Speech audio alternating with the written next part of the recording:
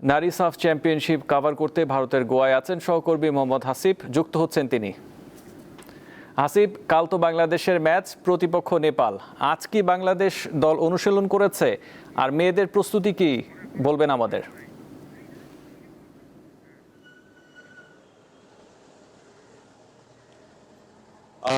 বাংলাদেশ দলের আজকে অনুশীলন ছিল সকাল 7টায়।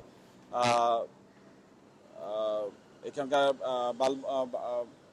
স্টেডিয়ামে অনুশীলন ছিল। সেখানে আসলে ভোর 5টার সময় বাংলাদেশ দলের ডিফেন্ডার শিউলি আজিমের মা মারা যান 45 বছর বয়সে।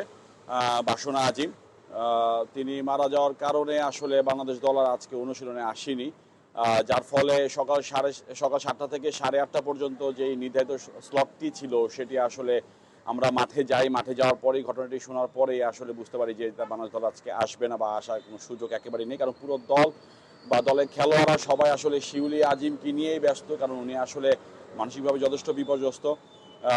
ওনার মা বেশ কিছুদিন ধরেই কিডনি সমস্যায় ভুগছিলেন, যার ফলে আজকে ভোর 5টায় উনি মারা যান 45 বছর বয়সে। যার ফলে দল অনুশীলন করার মতো কোনো রকম মানসিক অবস্থা একেবারেই নেই। আগামীকালকে ম্যাচ, ভারতের বিপক্ষে সব শেষ ম্যাচে পরে গতকালকে ছিল হচ্ছে রিকভারি সেশন।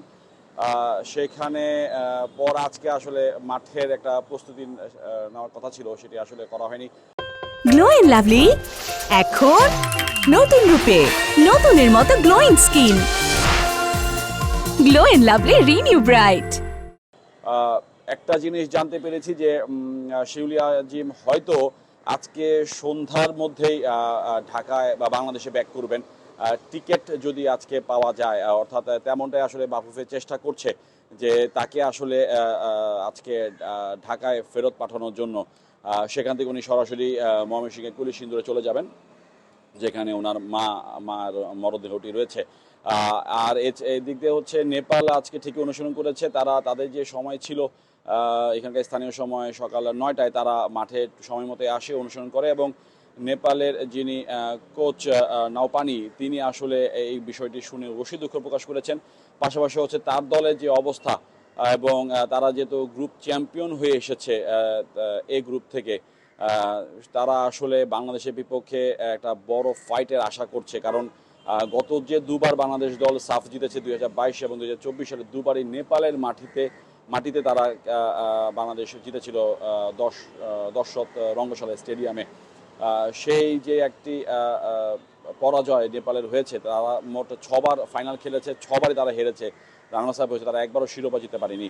বিশেষ করে বাংলাদেশের বিপক্ষে সবশেষ দুবারই তারা বাংলাদেশের কাছে হেরেছে ফাইনালে, ঘরের মাঠে।